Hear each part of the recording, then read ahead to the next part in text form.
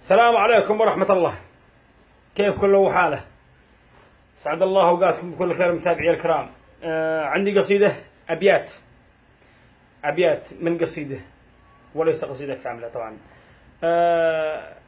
هي ردا على القصائد اللي انتشرت بين أهلنا في تعز وأهلنا في يافع بسبب واحد معتوه جاب قصيدة يعلم الله من وينه، ولا هو يافعي ما ظنه يافعي ولا ظنه حتى يمني، لأن ما في إنسان ينتمي إلى بلد ويسبها، ولا أظن يافع أكبر وأجل من هذا أنه يكون منها.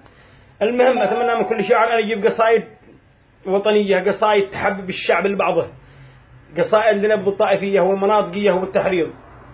المهم الشعر يعني هو ذوق، ماشي من ما يعني تعلم له كلمتين جاي يسب الناس ويلعن. المهم قلت سلام قال المسمري يوصل لكم، سلام قال المسمري يوصل لكم للشعب كامل من جنوبه للشمال. الشعب واحد ما يفرق بينكم إلا القيامة يوم تنهد الجبال.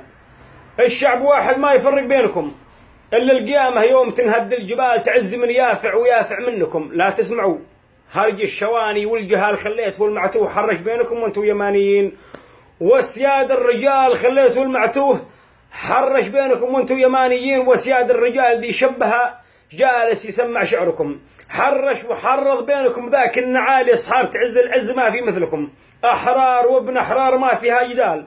في السلم بالمعوز وفي الحرب انكم اشجع رجال وافضل رجال قولوا فعال. في السلم بالمعوز وفي الحرب انكم اشجع رجال وافضل رجال قولوا فعال. لو يوزنون العز توزن كفكم، لو يوزنون العز توزن كفكم، لو يوزنون العز توزن كفكم. ونساءكم أنقى من العذب الزلال، حشمة نساءكم يا تعز وأعراضكم أكبر دليل للشرف.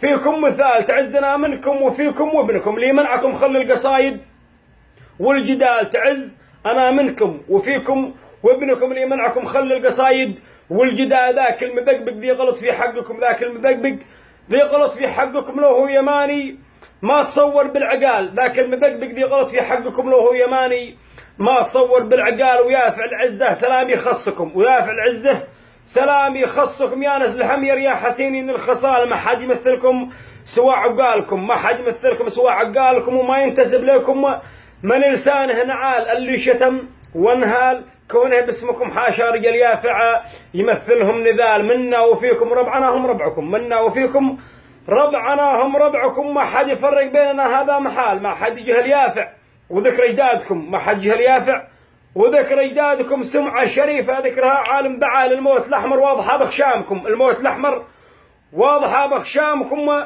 ما تقبلون الذل بالعزه بدال اعراضكم اعراضنا، واحنا بكم كالاجهزه ذي تنوضع فيها النصال.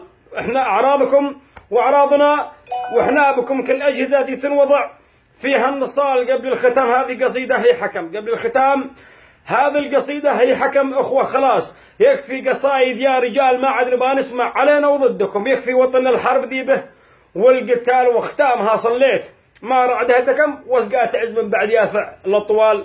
والسلام عليكم ورحمة الله وبركاته. أخوكم الشاب محمد عبد الله المسمري.